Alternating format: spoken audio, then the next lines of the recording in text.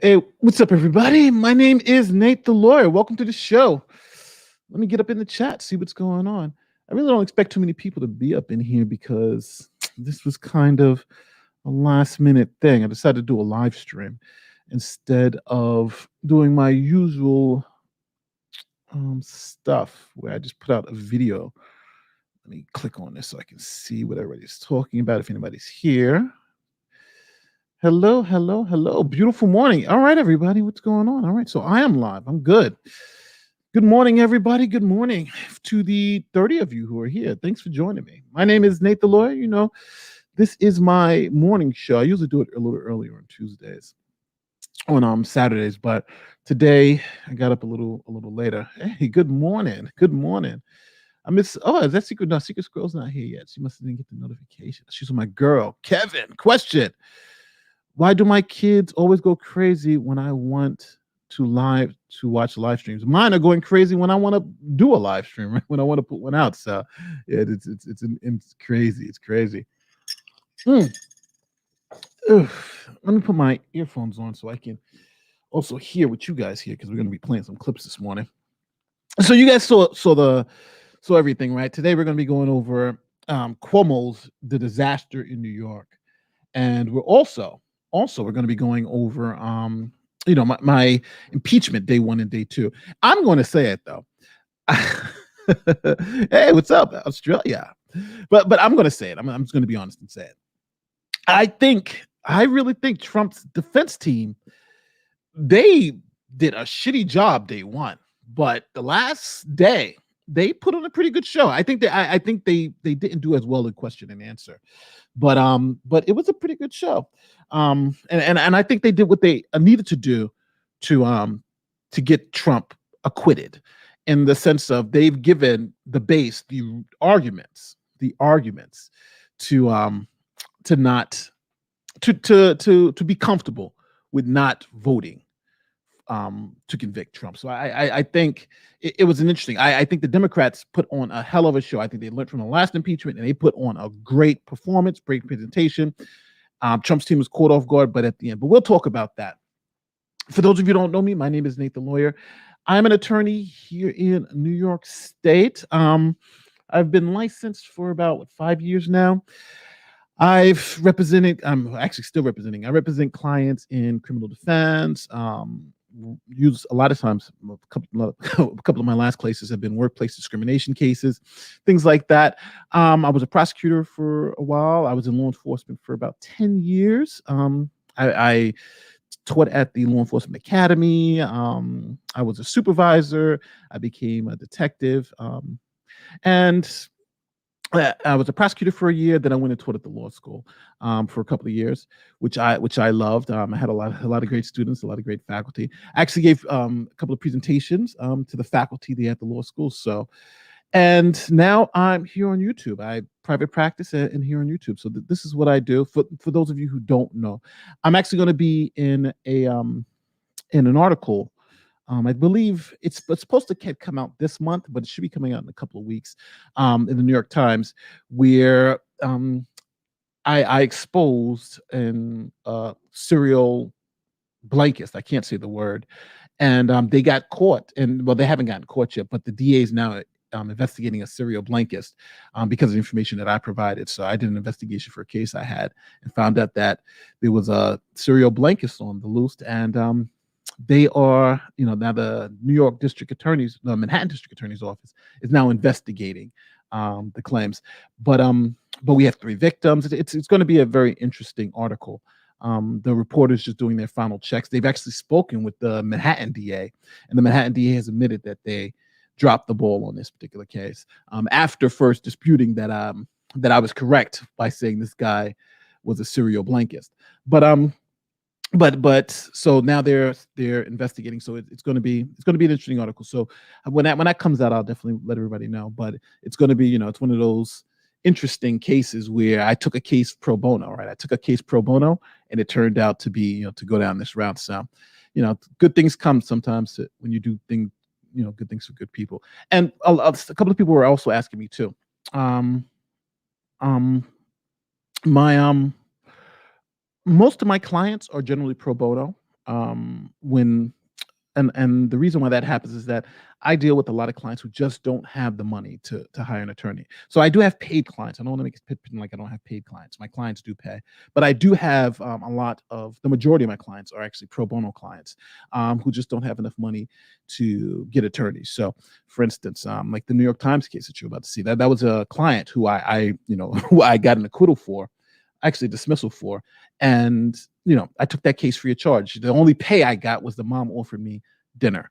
Um, there's another case that it did make the papers, but it was another pro bono case. And actually, I have two cases now that are strictly pro bono. I have a case revolving a woman who who's unfortunately dealing with some revenge porn issues, and I have another one who is an employment discrimination case. So, and all these cases are generally pro bono cases because when people are it's interesting because when people actually have great cases and lawyers just don't want to argue for them, you get nothing, right? And most lawyers are looking for a paycheck. I got to get a big $100,000 to, but someone like me who has different streams of income, it allows me. It does free me to allow me to take cases where unfortunately people wouldn't get legal representation, but now I'm able to represent them and get them really good results. Sometimes the results are monetarily, and I'll get something, but a lot of times they aren't. They're just trying to,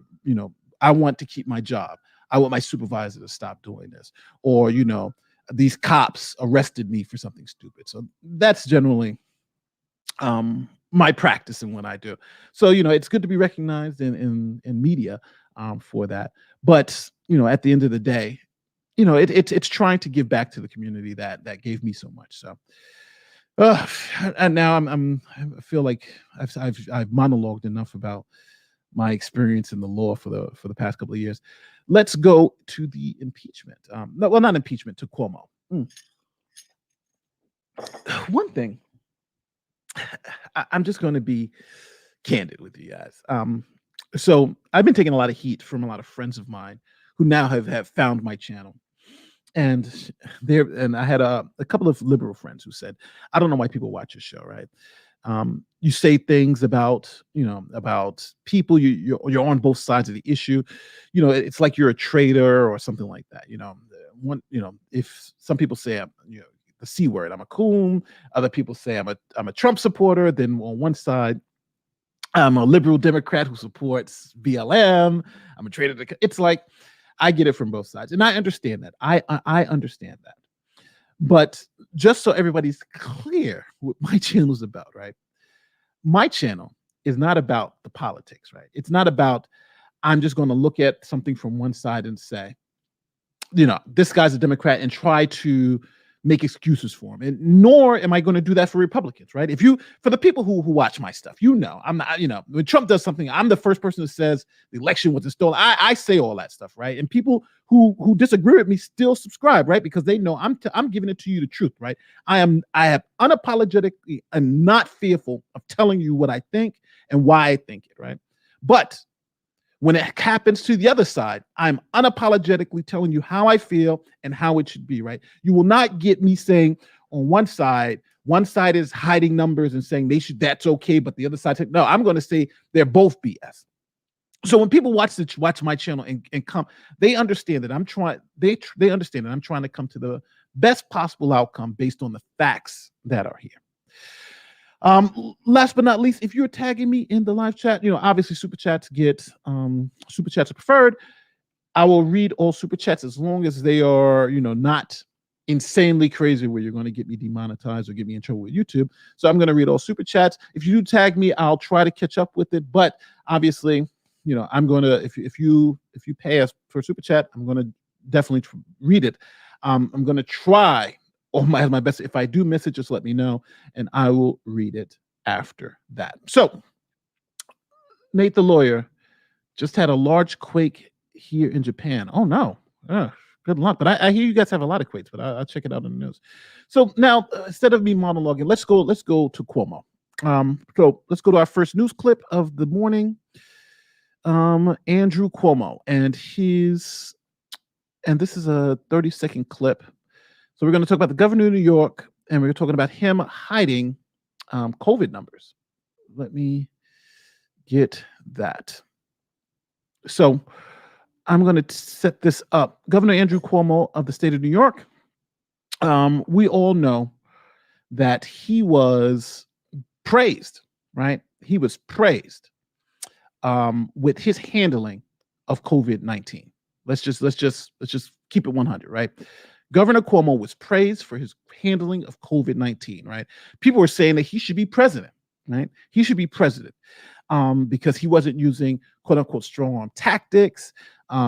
Also, remember when at the beginning of the COVID-19 pandemic, when Trump wanted to keep the numbers low, he said, "Hey, I just want to keep the numbers low. I don't want to make people make it seem like the numbers are bigger," right? So, you get a cruise ship comes and you get 30 something COVID patients and now you doubled your numbers.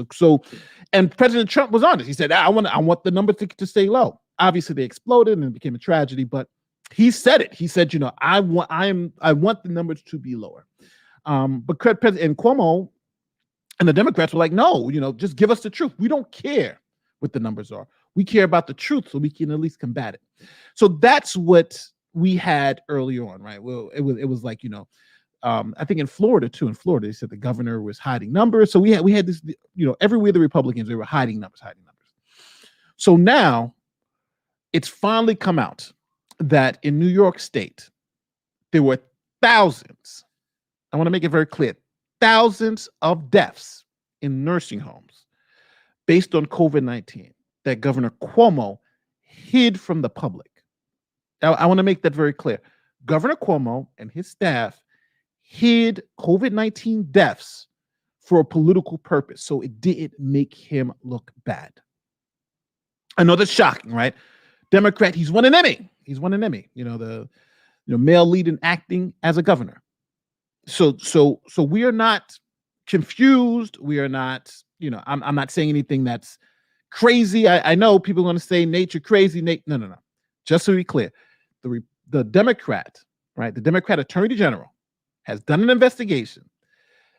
Cuomo's aide, right? The person who knows this, they came out, right? And they said, we hid thousands of deaths for COVID for a political purpose, right? I just want to make it clear. That's what happened. The mainstream media has now picked up on this story, but here's a 30-second clip. Now, I would say this, if this was a Republican governor, this would be all over the news, but it's Cuomo. So let's listen to CBS hit you with the story, and then we'll come back. Tonight, there are bipartisan calls for an investigation into New York Governor Andrew Cuomo after his top aide admitted to Democratic lawmakers that the Cuomo administration intentionally underreported the state's COVID death toll in nursing homes. In recent weeks, a court order and the state's attorney general forced Cuomo's office to acknowledge that the death toll is nearly 15,000, thousands more than previously reported. The governor's aide said it was done out of fear that the Trump administration would use the numbers against Cuomo.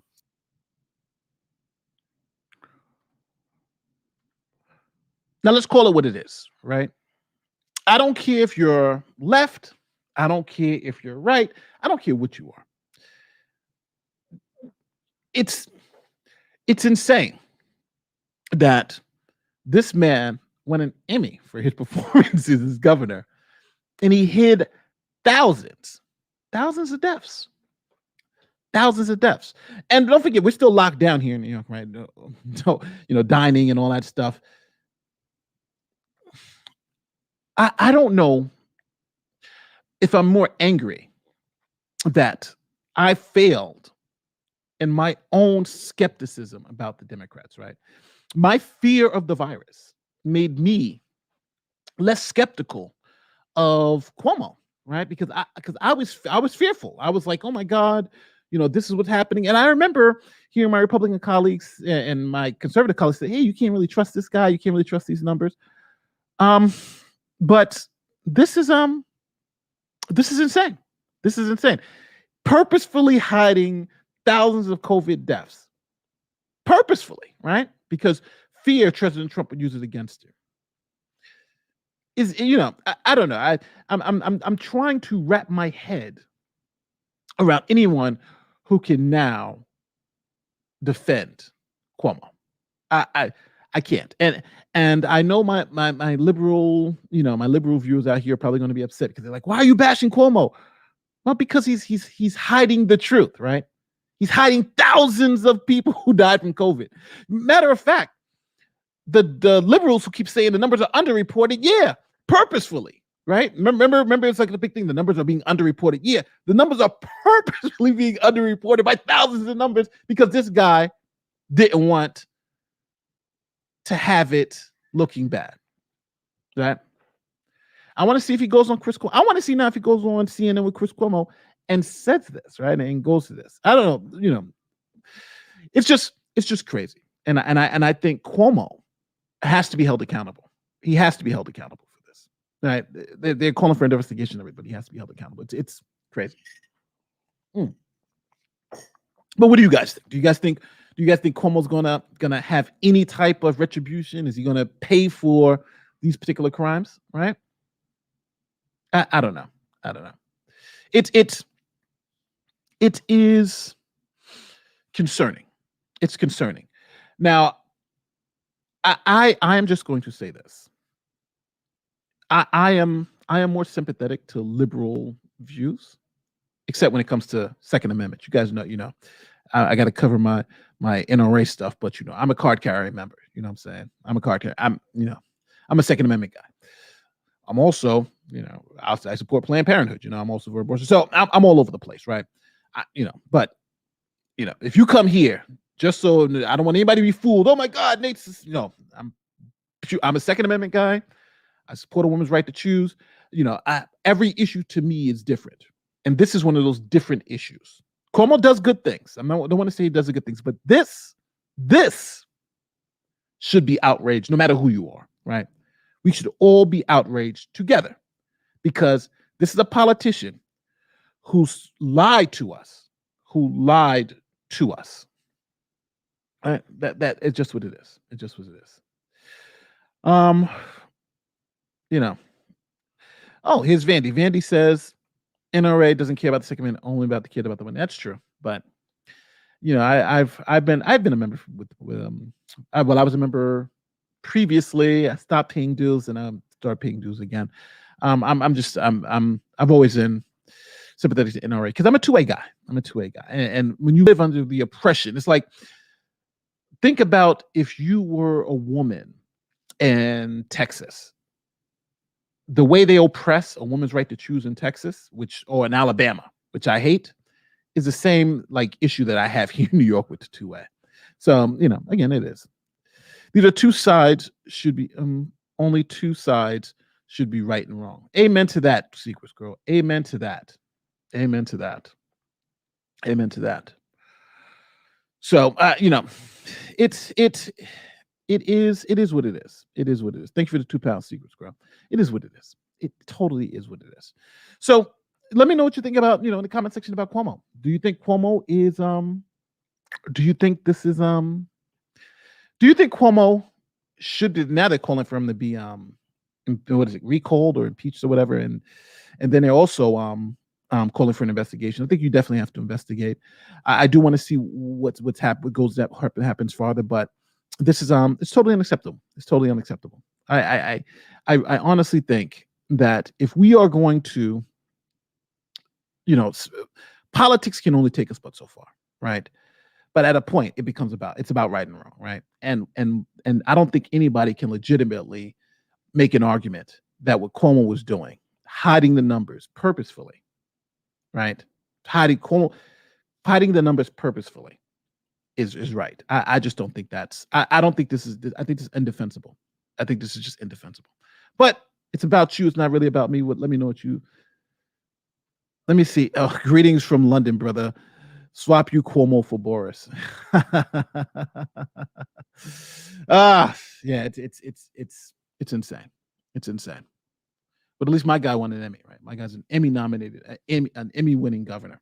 I know. I just imagine the people from the Emmy board probably look back and oh my God, we gave this fucking guy an Emmy. This is crazy, right? Let me move on to our next story. Is impeachment. Let's talk about impeachment. I know, and again, I know this is last minute. Now, I've been struggling with this impeachment. So I watched the first couple of days of impeachment, and I was like, the Democrats, did such a great job, and then the Republicans did such a horrible job day one. I was like, this is going to be a massacre. But the Republicans came through. They came through at the end. Even though I'm still on the fence, they came through. They definitely came through. Hiding deaf. Here's Cameron or Claire. Hiding deaf numbers by any government act or official is abhorrent. Agreed. There are those are our fellow citizens. I don't know why I can't read. Those are our fellow citizens. Also, gun control has always and will be racist. Malcolm X said that. Also, gun control is always and will always be racist. That's Malcolm X.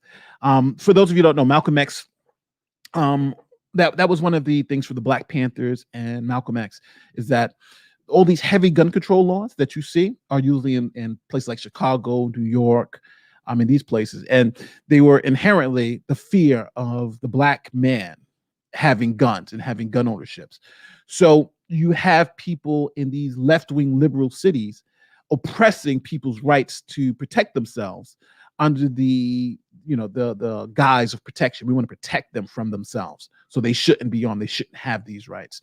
That's an argument from and I'll say it, the more militant section of the Black community. I think most Americans, when we talk about gun control, talking about, like, I'm for background checks. I don't think I don't think you should be able to walk into a gun store, buy a gun, and be a 7-time felon. I think I think we can agree on reasonable restrictions. I also think that we could talk about maybe having some type of insurance, right? If just like if I have a car, if my car hurts somebody, my insurance, I had insurance to pay for it. I think if I have a gun and my gun kills somebody, then I think I should be able to have, there should be some insurance or if it injured somebody. So I think there should be, there can be reasonable restrictions. But I think, like, what's going on here in New York City is not reasonable at all. It's just oppression. And Nate the lawyer, isn't the manager's January exception false? Because we're going to get into the impeachment. We haven't touched impeachment. So and thanks for the super chat. All right. So when I talk about impeachment, I had planned to do a video, and this video was only going to be about the Democrats' impeachment piece. And then I was going to be, okay, I was going to do a video just about the Democrats' presentation. And then I was going to do a video on the Republicans' presentation. But then after 2 days, my kid got sick yesterday, and I was like, all right, you know what? I'm just going to do it all in one live stream. So this is the live stream where we're going to look at both sides. So first, I want to talk about the Democrats' presentation and what I thought was good about it and what I thought they did that got them in trouble. So day one, obviously, Democrats destroyed the Republican, Trump's guys. It was, I don't care who's telling you what, they got destroyed, right? Trump's guys got destroyed. No doubt about it. But that was for the constitutional question on whether the whole thing was constitutional. So that's put to bed, right? The constitutional issues put to bed. Democrats destroyed Trump's team. That's I don't think you can get any more objective fact than that. Even Trump was saying that his team got destroyed. So now we're talking about the case in chief. We leave the openings for both the Democrats and Republicans. Now, I think the Democrats, they did some very good things. And I think a couple of good things they did, or they presented, they understood that this was a political process, right? All those legal arguments really don't work. They understood that this was political. And you're not making legal arguments, you're making political arguments. So what they wanted to do was understand that their audience, the jurors, were the victims of the crime. Just imagine if you had a crime on the street and the person who was injured by the crime was now the person in judgment of that crime. So if someone robs me, then I'm the juror to determine whether that person robbed me or not, right? Unfair, right? Totally unfair, but that's our system. So the senators in the building were the victims of this insurrection, quote, insurrection. And I'm using that word because the Democrats use that word. And they were there with the violence. They were there. And the Democrats, I think, made a very good emotional, and purposefully, I want to make it very clear, the Democrats purposefully re-traumatized those victims. Now, before you guys start writing in the comment section, Nate doesn't know what he's talking about. Let's hear them say it, right? Let me let you hear the House manager, right? The House, I think do I have the clip here? Let me pull up this clip. The House manager, right? He says, I wanted to re-traumatize them. That's what he said. I want to make it very clear.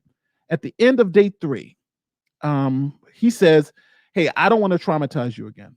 I think I could have swore I had the clip. Let me make sure I have this clip. All right, here it is. So again, I'm one of those people who say, don't believe me. Uh-oh, my camera.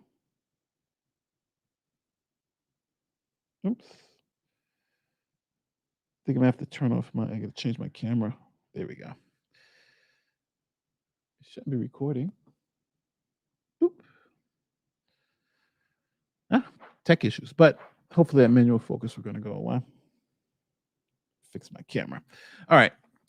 While I do that, you guys are going to see this.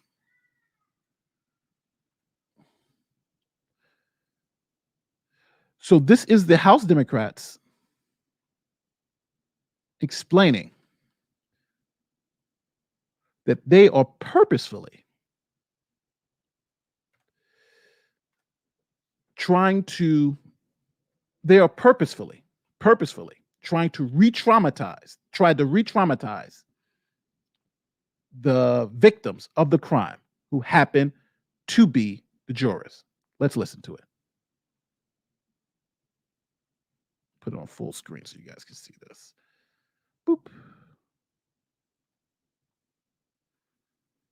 We will obviously have the opportunity to address your questions and then to do. Should this tactical zoom lens be made illegal in the U.S.? This is the first reasonably priced monocular with high-end features. To do a final closing when we get there. I just wanted to leave you with a few thoughts. And again, I'm not going to re-traumatize you by going through the evidence. Once again, I just wanted to leave you with a few thoughts to consider as you enter upon this very high and difficult duty that you have to render. So I'm not sure if you guys heard it, but he said, I don't want to re-traumatize you, right? Again, right? So they understood that they were trying to re-traumatize the victims to get an emotional response. Now, in any fair trial, they're not gonna, you can't do that. Oh, press M for mute, Nate. Works. Oh, thanks. The lawyer need ad blocks. Yes, I do need ad blocks. So just so we understand what happened, they were looking to get emotional response. Now, traumatized may be a harsh word. I agree, but they wanted to get the emotional response. They wanted the people to be in fear of the people knocking on the door. That's why you had all these days of showing you the videos of the rioters, showing you the videos of those members. Like here's look at some of these videos of some of the members of Congress, right? You have some of the members of Congress who were fearful, who were running for their lives. Here's Mitt Romney. They have Mitt Romney. They have, let me see if I got some of these clips. Yeah, here's the one I want to show you of Mitt Romney. I want to say they did a great job of traumatizing the jurors for this particular impeachment. They wanted them to feel the fear. They wanted them to feel anger, right? And when you do that, it really helps convince somebody, that they were harmed, because these are the people who were the focus of the event. So here you go. Let me share this last clip. Why doesn't StreamYard just want to work with me today? All right. Here we go. Mitt Romney running for his life. Officer Goodman passes Senator Mitt Romney and directs him to turn around in order to get to safety. Now that's Mitt Romney sitting there, right? That's Mitt Romney. He's one of the jurors. And they did this for a couple of them. Chuck Schumer, they wanted, again, they played the politics, which I think are very nice. This is what you need to do, right? This is a political, right? Let me show, wasn't that you running away from the mob, right? Wasn't that you scared to death with your family? Wasn't that you? You know, beautiful tactic, right? Beautiful tactic in a political trial to try to persuade the jurors that the person who wronged them, you know, it was the president. I think it was a beautiful understanding of of where we're at and what the goals of this trial were for. Now, I think a lot of people won't agree with that, but the Constitution says these senators are the jurors, and if these jurors were the focus of the attack, then that's smart. You just have to admit it's a smart way to argue the point. Thanks for becoming a new member. So now I understand a lot of you may be a little upset at the fact that they're allowed to do this, but unfortunately, this is our government. This is our system of government. It allows you to understand. It allows you to do that in this trial because two things. I want to make sure it's very clear. Impeachment is not a legal trial, right? It's not a legal trial in the sense of, no, I shouldn't say, it's not a judicial trial. Most people, when you talk about trial, they think about, you know, there's a judge, there's, you know, the prosecution and defense, and there's rules of evidence and those type of things. This is not the same thing. Impeachment is a pure political process. The same protections you have in a criminal trial, you do not have in impeachment. The president doesn't have a right to counsel in an impeachment trial.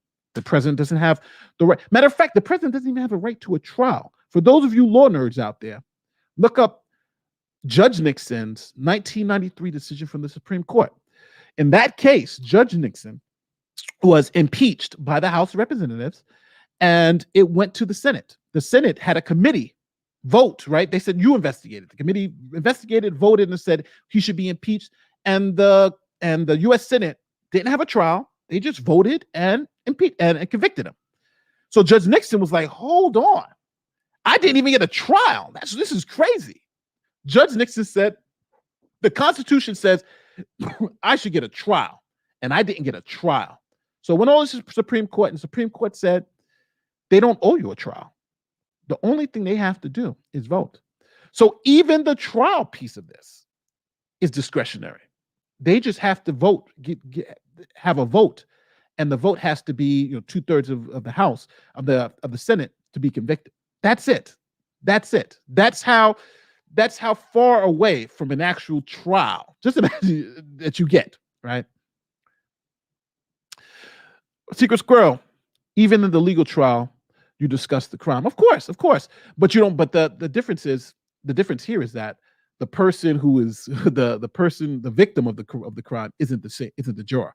That's of course. But you discuss the crime, but you don't trauma. The victim isn't the one who's the person. You know, there would be no time if the juror was on. If a juror happened to be, you couldn't even have a juror who even saw anything that happened to the crime. This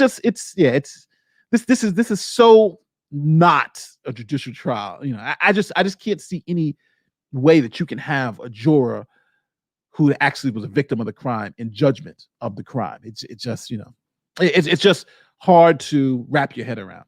So, but we'll see.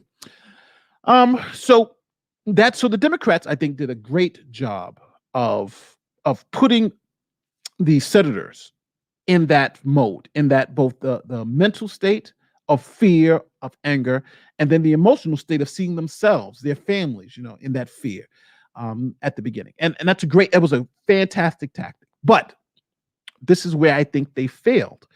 And I think they failed miserably, is that they tried to hide from the actual piece of, they tried, instead of confronting bad video clips, they tried to just ignore them. Like the fact that Trump said, go down there and peacefully, you know, march and peacefully go to the Capitol, right? They didn't say that in their presentation. Not that I saw. They didn't say that. They left that out.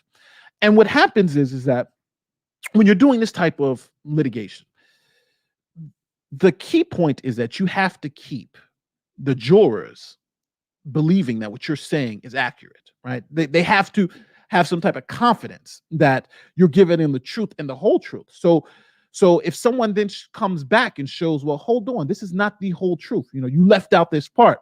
it really damages your credibility. And I think by leaving out the part that President Trump said this will be a peaceful protest, I think that, unfortunately, really hurt the Democrats, because the defense team was able to come back and not only poke a lot of holes in the theory that Trump was the source of this violence, but then also show in context a lot of those statements that they were using that, and said in context, could mean different things. Let me show you exactly what I'm talking about. First, let me go to this clip. So this is what these were two clips. Now, in the article of impeachment, the House representatives pointed to this particular saying of what Trump said as the incitement piece, right? This is what incited the violence. Nate, the lawyer, they did mention it. All right, cool. But I didn't, because I remember I watched it. I didn't. I'm like, why didn't they mention it? But maybe they did. Maybe I missed it. I'll go back and check it. But here is Trump's. Here is actually what Trump said about the fight. So this is the clip that they used, the Democrats used, and that was actually listed in the articles of impeachment. Here we go. Trump rally. Things really wrong, can't have happened, and we fight. We fight like hell, and if you don't fight like hell, you're not going to have a country anymore. Our exciting adventure. So the Democrats relied heavily on that, right? They relied extremely heavily on that. Fight like hell. And they were saying that that was the piece of the incitement, right? Now, Democrats made two arguments about incitement. One argument was this was the match, right? Things were building up, and this was the match. And him saying that was the match that caused the violence, right? And let me make sure I give the Democrats' argument a full hearing before I go to the rebuttal. So the Democrats were saying their argument is Trump formally said he starting from September. Oops, let me get this super chat. Oops, here's Dave S.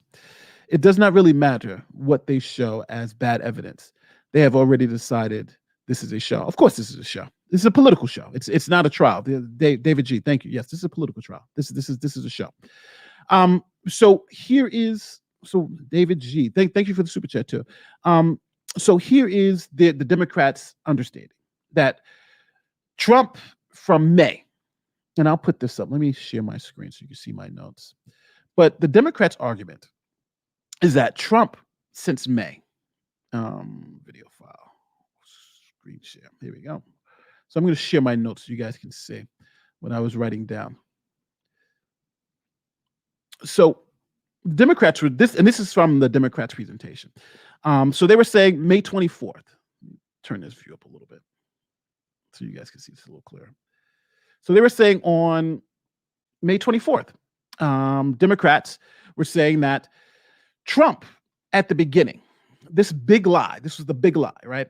And that at the beginning, he was saying, well, if I lose, this is rigged, right? If I lose, this is a rigged election. If I lose, it's rigged, right? So this is him saying it in May. So they were putting it together, saying, well, he's been saying this for all this time, and at the end, this ended with this blow up. So May, we have this. It will be the greatest rigged election. And so the argument is, if I lose, it's rigged. If I win, it's legitimate. Then they said in July, same thing, right? Mail-in voting won't be accurate, fraudulent. Again, this was that, they're claiming, he's saying, if I win, it's all good, but if I lose, then it's stolen, right? And that's generally what they were saying, going all the way back, right? All the way back. And they were saying that he set them up, like this was a setup, so there was a poll taken. And in that poll from the Pew Research Center took a poll before Election Day.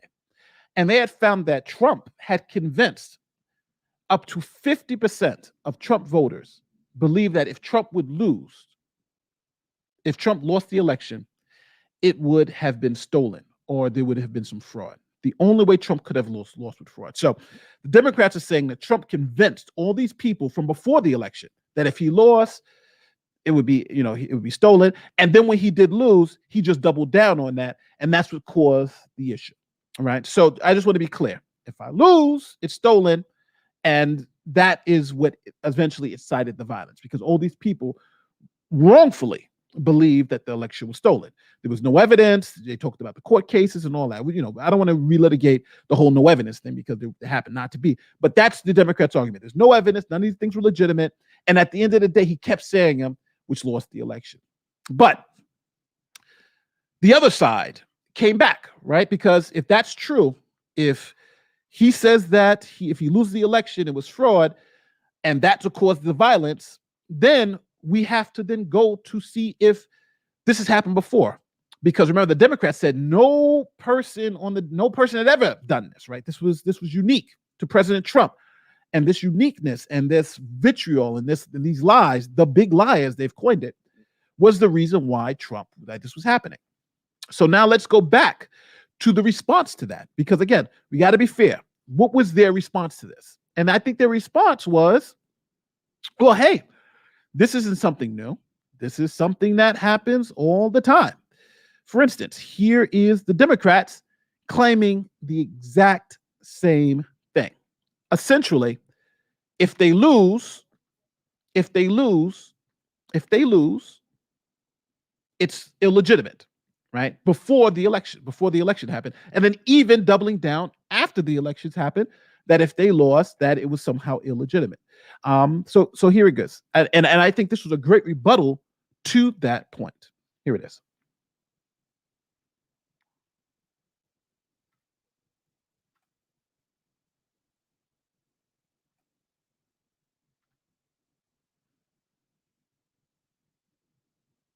You could possibly lose is if an American ad blocker. We all know it's election was rigged and stolen from you. And ask yourself whether you've ever seen anyone at any level of government make the same claim about their own election. If Stacey Abrams doesn't win in Georgia, they stole it. It's clear. It's clear. And I say that publicly, it's clear. You can run the best campaign. You can even become the nominee.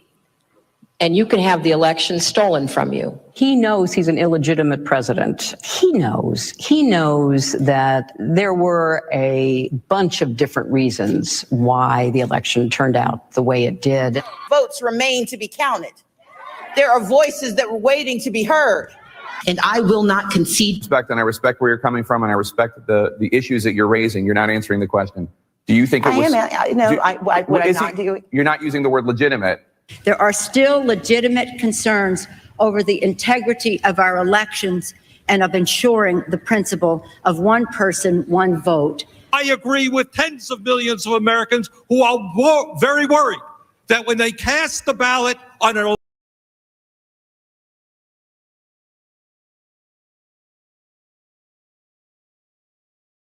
Sorry, I'm muted. Now, one thing I want to make it very clear is that some people were making the distinction between, well, no one rioted after the Democrats said it. But this is the point that I think we all have to understand. It's always muted. Thank you, guys.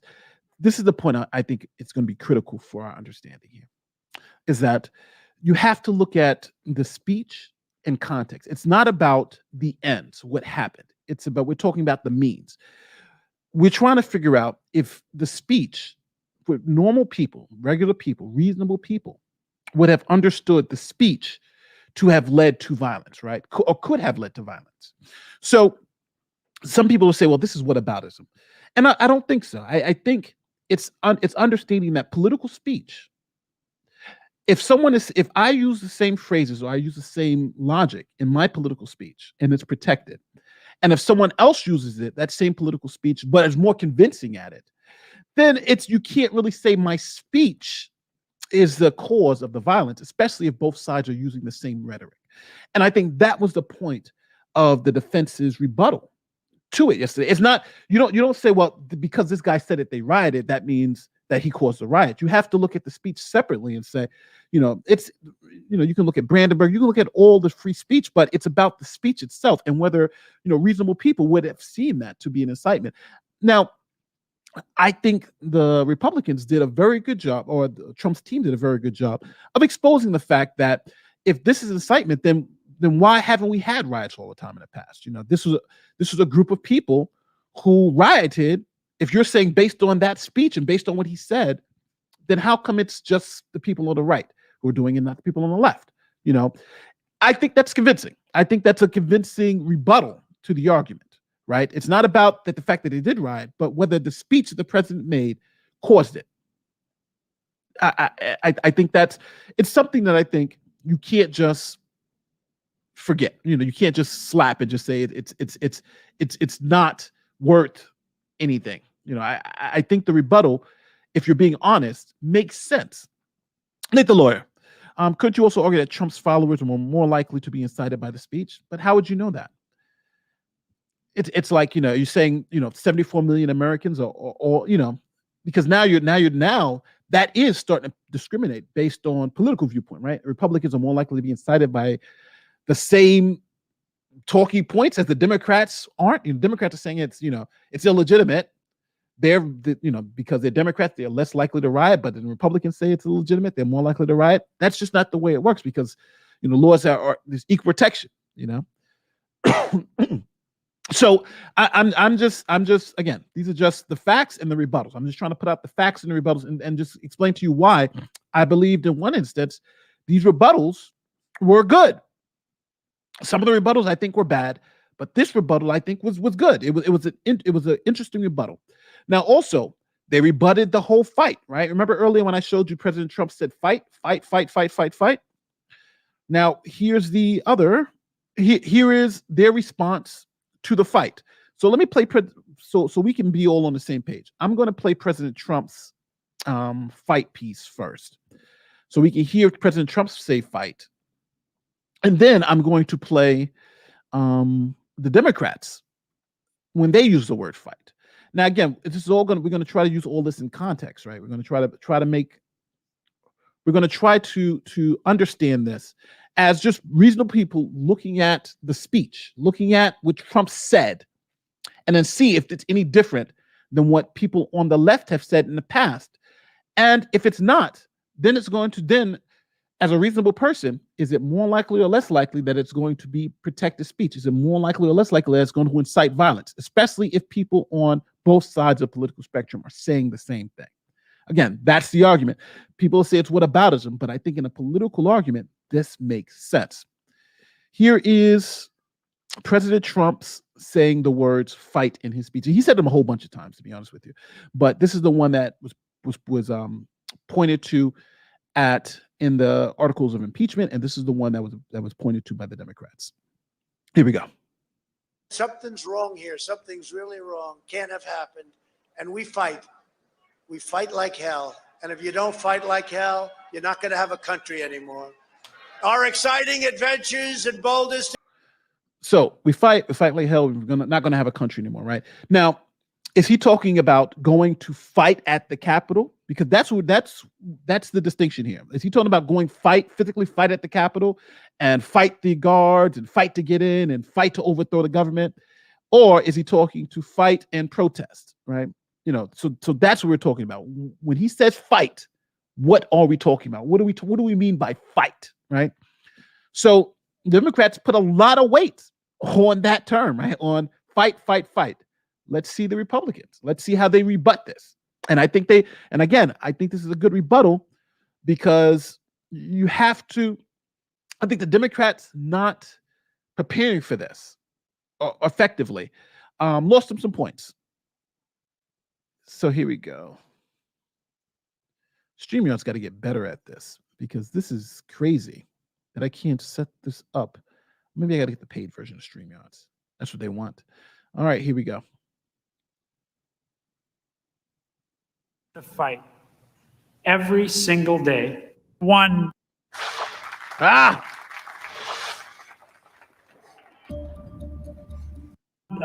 a fighter and I'm relentless, but I'm a fighter and I'm relentless. a fighter and I'm relentless. I will fight like hell. But the way I see it now is that we pick ourselves up and we fight back. That's what I think it's all about. We stand up and we fight back. We do not back down. We do not compromise, not today, not tomorrow, not ever. You can either lie down, you can whimper, you can pull up in a ball, you can decide to move to Canada, or you can stand your ground and fight back. And that's what it's about. We do fight back, but we are going to fight back. We are not turning this country over to what Donald Trump has sold. We are just not. Look, people are upset and they're right to be upset. Now we can whimper, we can whine, or we can fight back. Me, I'm here to fight back. I'm here to fight back because we will not forget. We do not want to forget. We will use that vision to make sure that we fight harder, we fight tougher, and we fight more passionately than ever. We still have. So again, now these different contexts here, right? One person saying, "Hey, fight to convince your senators to fight. You know, we're going to primary them, right? If they don't fight for us, we'll primary them, right?" The other one is saying, "We want to fight the evil Donald Trump. Everybody's fighting." One fight versus another fight. Fight to stop them from certifying the vote. Fight to stop them from doing this. Fight, to me, when you're looking at these First Amendment issues, if you have to determine, whose fight this guy's fight incites, but this guy's word fight, it's hard. It is hard to distinguish to the government. And the reason why we have the freedom of speech is the government doesn't want to be in a position to tell you can say this and this person, they can't say this, and they're saying the same thing or things that are identical. And that's really the argument here, is that, President Trump's speech, after it, people did decide to riot. But it's going to be hard to link the rioters to them. It's going to be hard to link the rioters' actions to that speech when people have made similar statements before in the past and there has been no riots, right? You have to kind of show something more with President Trump's speech that would lead people to do it. And they tried to do that by saying, well, he's been setting this up for 6 months. But then they rebutted that and said, well, hold on, the Democrats have set that up for 6 months in other elections too, and no one rioted. So if the difference is between not from what it said, but the outcome, that's people rioted, then I think you have a tough chance of getting to a First Amendment of this not being First Amendment protected speech. I just want to make that very clear. It's going to be hard to get that. So it just is what it is. So those are some of the things that I thought was extremely convincing, going back and forth. I do want to speak about the free speech arguments. So I think the president's team turned off. Oh, hold on. I guess Nate turned it off. Oh, what did I turn off? Did I turn off was the sound muted for that last one? Define gaslighting, people receiving. I'm trying to see. So I just looked at the chat. Emotion is not action. All right. So, again, so I do want to suggest that I do think that when the Democrats were trying to make this argument, and I think they made a great argument, great presentation. It left them vulnerable to some of these counter arguments that the Trump team did, and I think they did a very good job at making the argument. The argument is we're all dirty, right? So why punish me for the dirt when we're all dirty? And that's what you have to do as you're the defense in a political trial. And the Democrats were saying, no, this dirt is different than the regular dirt. And that's what we're getting. And that's, you'll see in the comment section. You'll see people who agree with the Democrats to say, well, this dirt is different than that dirt. And the Republicans are saying it's all dirt. How are you making that distinction? What do you think about the Charlottesville video?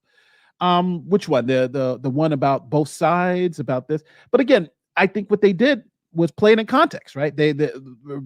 Democrats took a clip, and then the defense showed the whole thing, right? Where he said, he doesn't like the white supremacists, he condemns them totally. But then he's trying to make a distinction between people who were out there to protest against the statue versus people who were out there to riot. Now, I think the permit for the riot was for a neo-Nazi rally. So I think it's harder for, I wouldn't have made that distinction, but I understand why Trump did. But again, nuance is dead, right? Because people are always looking for that hot shot. Oh, he said this, so it must be. But the nuance, and that's what I think the Democrats tried to do with the Charlottesville video, is that they tried to take a piece of that and add it to this whole, and add it to this chain of thought.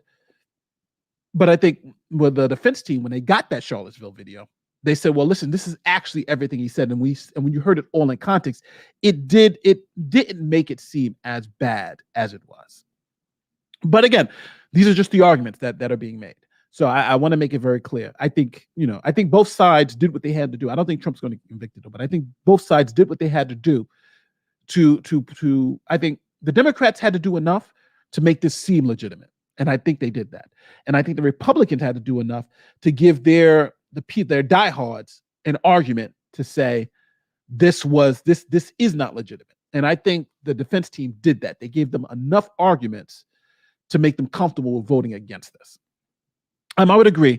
Trump followers expect Trump's bombastic nature and have repeatedly shown an understanding to not take Trump's words 100% literally. And I think, and another thing about this trial, think about this. Trump did say to go down there and peacefully protest, right? He just said, we're going to protest peacefully at the Capitol, and right. So if you're saying, I think this point, thanks for that super chat. I think this point is well taken, because if the Democrats' argument is that they took Trump's words so seriously to fight, right? Fight like hell, that they went down there to the Capitol and fought like hell. But he also said, I want you to go down there and peacefully, exercise your rights, right? But they didn't take that seriously. So how can you really have it both ways? Right? How can you have it both ways? They take him so seriously, every word that he says so seriously, that they went down there and was trying to kill people, right, at the Capitol. But then they take him so seriously that they didn't hear what he had to say, or they didn't follow the peaceful part of it.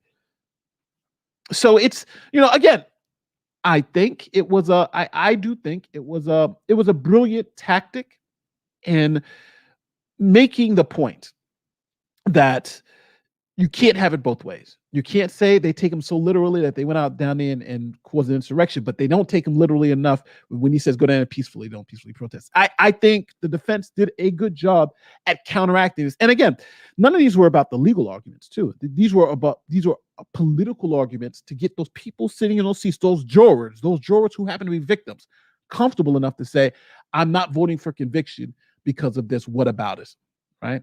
That's what this was about. And those people are going to eat that up.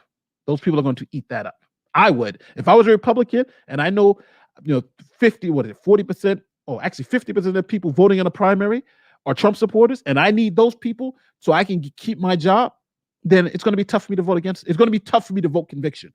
And Trump's lawyers even made mention to that. Nobody wants to be primary. That's true. If you're being primaried in a and 50% of the people are Trump supporters, you're already down, right? Because now you got to convince them, and you voted against the president. That's the main reason. I think that was it was an implied threat, but we all know that's their biggest fear, being primaried.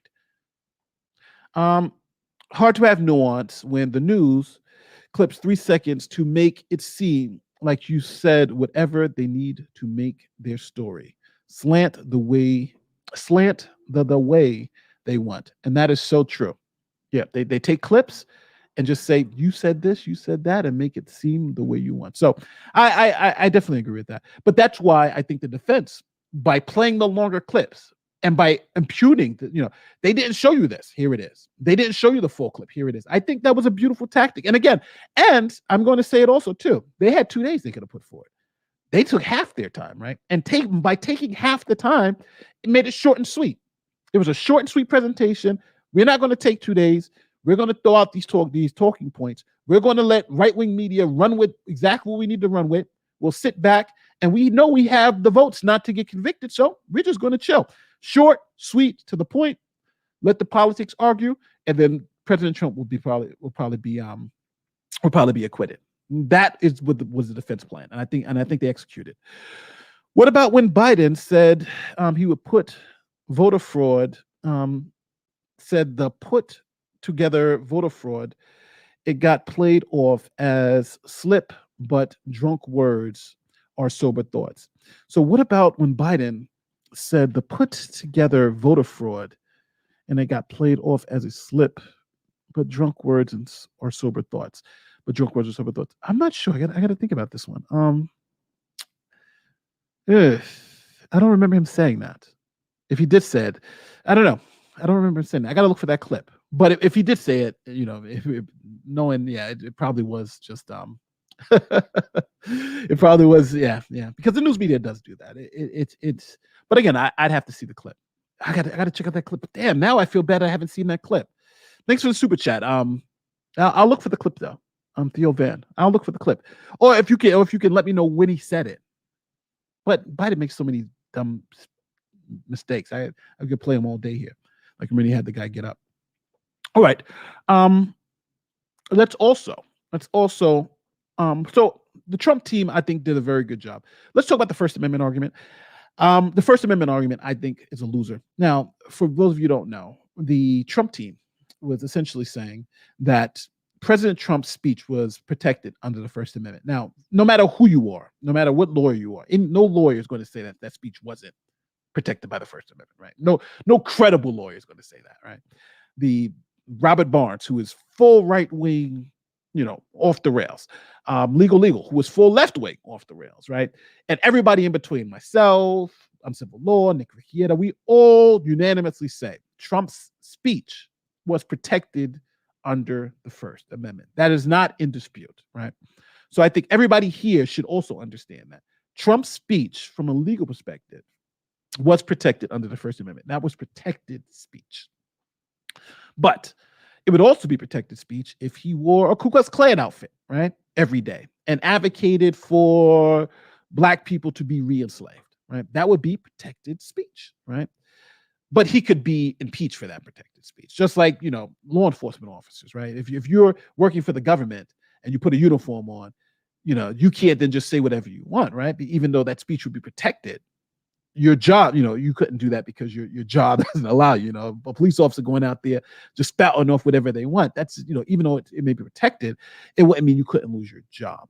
So I just want to make it very clear. There's a protected speech there's no doubt that this speech was protected, but this process is about losing a job and not being able to have these jobs again in the future.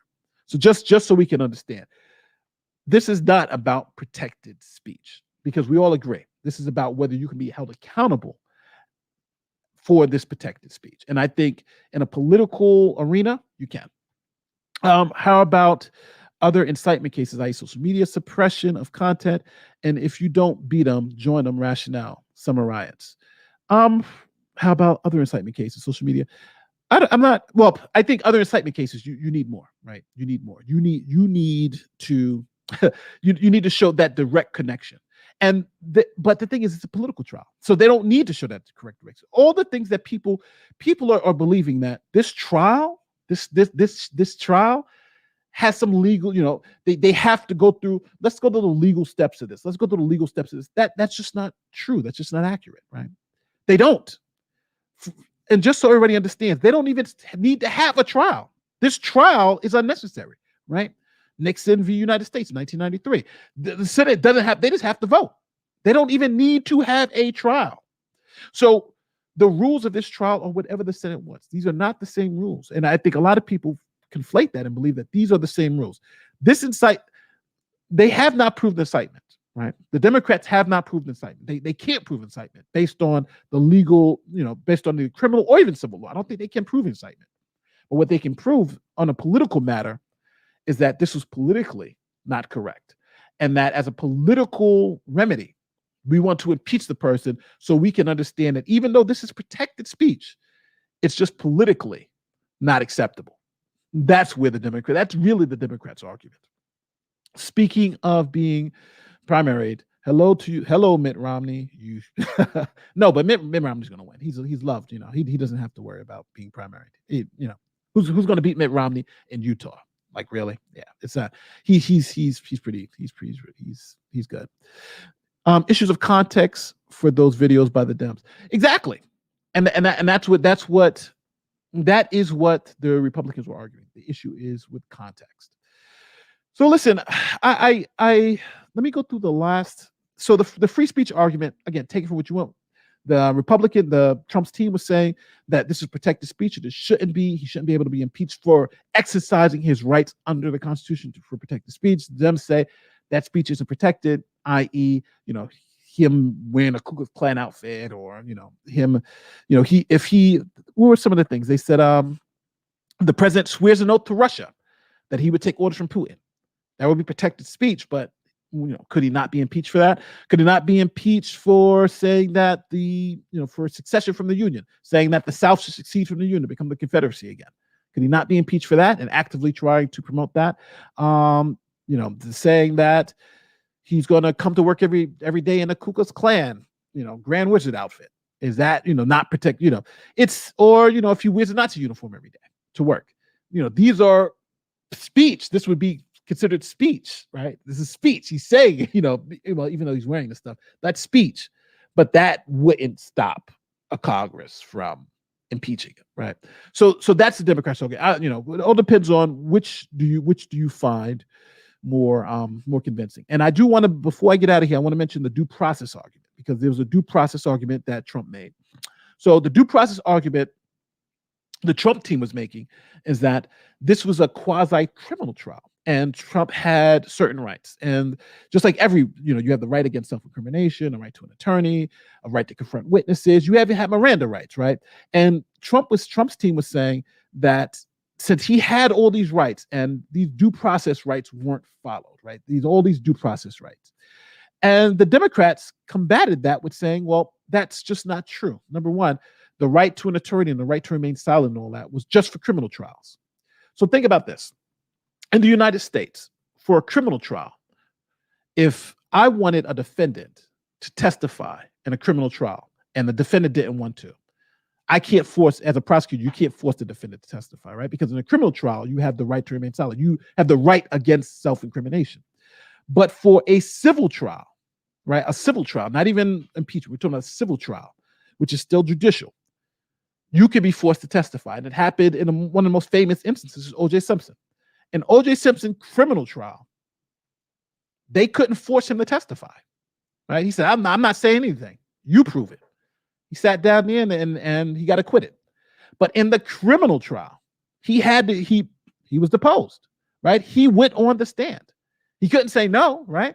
Because if he said no, they would get a negative inference. So in criminal trials, you have more, but in civil trials, you have less. And that's the way. But now we don't have either one, right? This is not a civil trial. This is not a criminal trial. This is a political trial. So in a political trial, you don't have any of those rights. Just imagine going to the DMV. Going to a traffic ticket, right?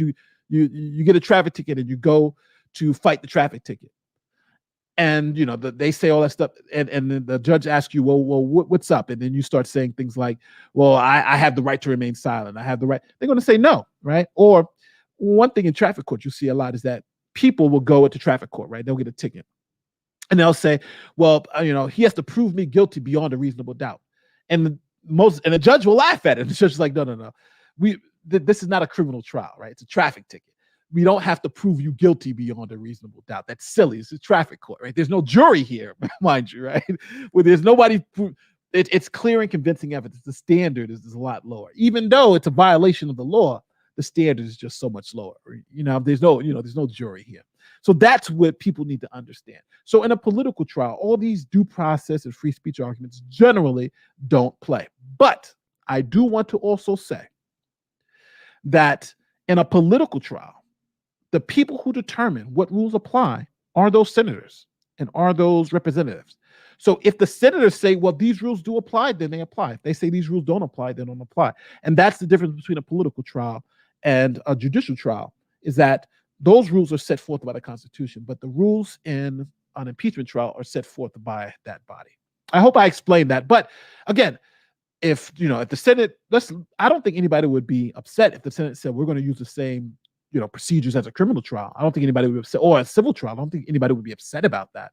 But understand that there is no prohibition against not using the criminal standards, and there is no prohibition about not using the civil standards. It's totally up. It is the sole authority of those bodies to do this. I know I've been monologuing for a while. Let me check the chat. Not really. Anybody saying anything to me? I'm trying to see if I have any tags.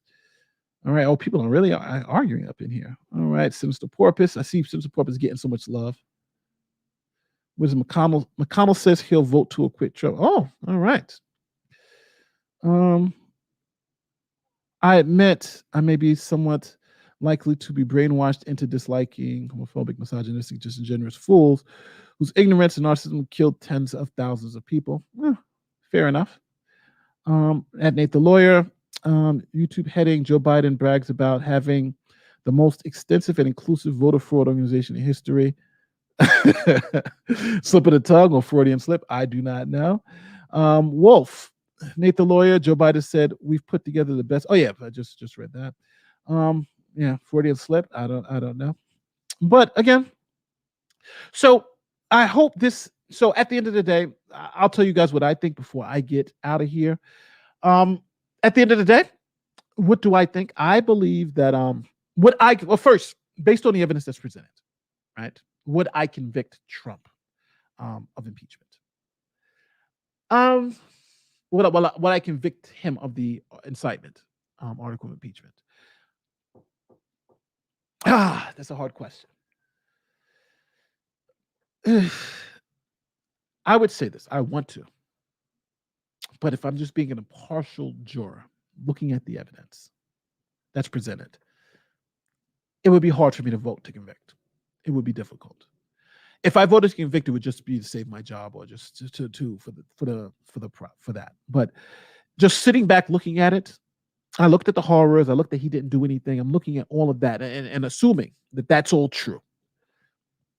But if the claim is that he incited the riot, I think it's hard for me to get there.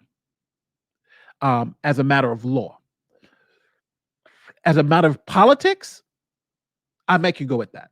So if my vote is political, I might be able to go there and say yes, okay, I'll convict him based on the politics. But as in matter of law, I would not. If the vote was this an incitement of violence legally, even civilly or whatever, I couldn't vote. I couldn't impeach him for that. I wouldn't vote to convict for that. But if this was based on my political feelings about it, if I was there, if my family was in danger, yes, I probably would vote to convict him. But now that I don't have all those pressures on me, and I can just look at it from a legal perspective, and from a legal perspective, no. From a political perspective, probably yes. Now I know that doesn't make a lot of you happy, but that's just honestly the way I feel. If it's a purely political vote, I probably would convict. But as a legal matter, I wouldn't do it at all. No, I would say we're far from there. But we'll see. Nate the Lawyer, what penalties would you apply to Twitter for shutting down his ability to put out a video to call the people back?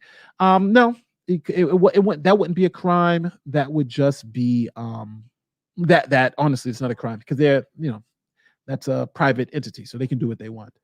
I don't think that's criminal at all. Nate, the article wasn't just for incitement; it was also dereliction of duty and the phone call. No, I disagree. But great point, though. I disagree. The article, because I did a video, I broke down the article. The article was incitement to the incitement of insurrection, and the call was part of the proof that President Trump would do anything to win the election, even pressure these officials. So that's what the call was used for. And the dereliction of duty was that he didn't intervene earlier to stop the riots.